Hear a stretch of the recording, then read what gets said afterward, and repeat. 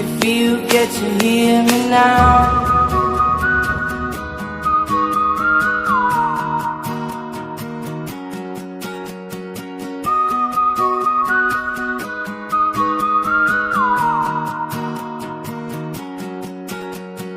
Know you get stronger when you get older. Assalamualaikum warahmatullahi wabarakatuh. Perkenalkan, nama saya Anissa Aziz, NPM 2010010121112334 dari kelas Teknologi Digital IH1D Kamis. Dalam video yang bertemakan mengenai hukum ini, saya akan membahas mengenai korupsi, yang mana korupsi merupakan salah satu kasus pelanggaran hukum yang sering terjadi di Indonesia. Dan berikut penjelasannya.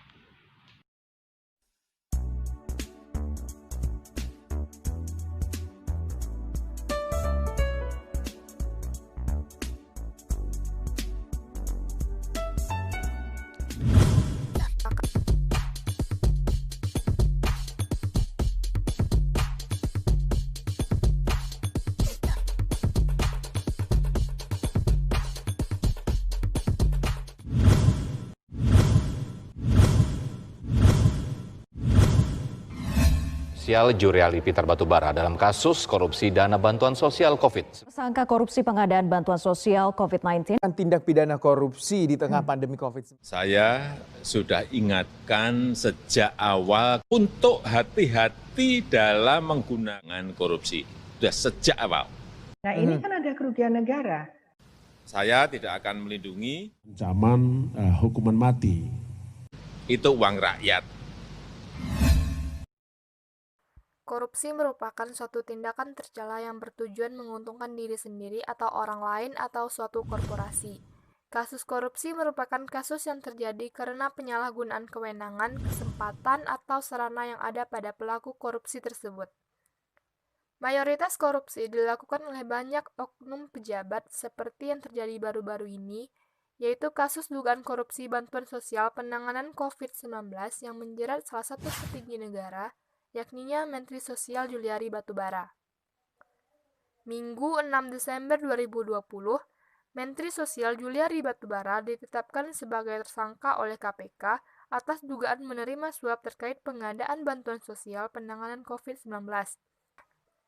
Dalam kasus dugaan korupsi bantuan sosial COVID-19 tersebut, tersangkanya tak hanya Juliari Batubara saja, melainkan ada 4 orang tersangka lagi, yakninya 2 orang pejabat pembuat komitmen di Kementerian Sosial, yaitu Matius Joko Santoso dan Adi Wahyono, dan 2 orang pengusaha yaitu Harifan Sidahuke dan Ari dan Iskandar. Pejabat pembuat komitmen dari Kementerian Sosial ini, yaitu Matius dan Adi, memotong sebesar 10.000 dari tiap paket pengadaan bantuan sosial COVID-19 seharga 300.000. Dan pada konstruksi perkara, KPK mengungkapkan bahwa Juliari Batubara diduga telah menerima uang suap sekitar 8,2 miliar dalam pelaksanaan paket bantuan sosial periode pertama. Dan untuk 2 periode, Juliari Batubara telah menerima uang suap sebesar 17 miliar. Juliari Batubara beserta 2 rekanannya dari Kementerian Sosial ditetapkan sebagai tersangka penerima suap. Dan 2 tersangka lainnya yaitu Haris Sidahuke dan Ari dan Iskandar ditetapkan sebagai tersangka pemberi suap. Ketua KPK Firly Bahuri telah menetapkan bahwa Juliari Batubara disangkakan pasal 12A dan 12B atau pasal 11 Undang-Undang Nomor 31 Tahun 1999 atau yang baru diubah yaitu Undang-Undang Nomor 20 Tahun 2001 tentang tindak pidana korupsi. Perlu diketahui bahwa gambaran pasal yang dikenakan kepada Juliari ini tidak mencakup hukuman maksimal. Seperti halnya dalam pasal 11 yang menyebutkan dipidana dengan penjara paling singkat 1 tahun dan paling lama 5 tahun, atau pidana denda paling kecil 50 juta dan paling banyak 250 juta. Pasal 12 tidak memberikan ancaman hukuman mati, melainkan pasal tersebut berisikan dipidana seumur hidup atau pidana yang paling sedikit 4 tahun dan paling lama 20 tahun. Dan pidana denda paling sedikit sekitar 200 juta dan paling banyak 1 miliar. Kasus korupsi di Indonesia memang tidak asing lagi, namun kasus korupsi kali ini sangatlah merugikan yang mana uang yang dikorupsikan tersebut adalah dana bantuan sosial. Keselamatan rakyat merupakan hukum tertinggi, apalagi di era pandemi sekarang. Kasus-kasus korupsi sebelumnya mungkin tak kalah besar dibandingkan dengan yang sekarang. Namun ditinjau dari segi kemanusiaannya, korupsi besar-besaran atas dana bantuan sosial ini benar-benar suatu tindakan yang seharusnya tidak dilakukan oleh petinggi negara.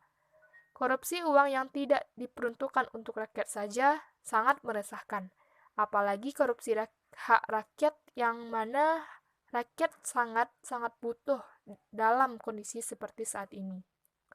Saran saya untuk kasus ini adalah semoga hal tersebut tidak terjadi lagi dan saya berharap Presiden lebih berhati-hati lagi dalam memilih menteri. Apalagi Juliari Batubara bukan satu-satunya menteri yang melakukan tindakan tercela yang membuat rakyat geram. Sama-sama kita ketahui bahwa dalam tahun ini sudah 2 menteri yang berulah.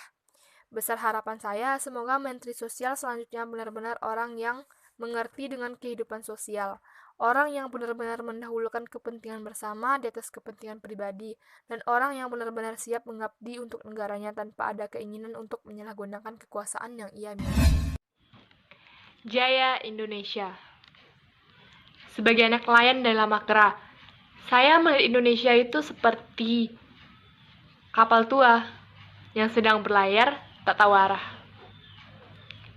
Arahnya ada, hanya saja nahkodanya yang tak mampu membaca. Mungkin dia bisa membaca, tapi tertutup hasrat yang membabi buta. Indonesia itu memang seperti kapal tua, dengan penumpang berbagai rupa. Ada dari Sumatera, Jawa, Madura, Sumbawa, hingga Papua, bersatu dalam Nusantara. 6 kali sudah kita mengganti nahkoda, namun masih saja jauh dari kata sejahtera. Saya Anissa Aziz. Assalamualaikum warahmatullahi wabarakatuh.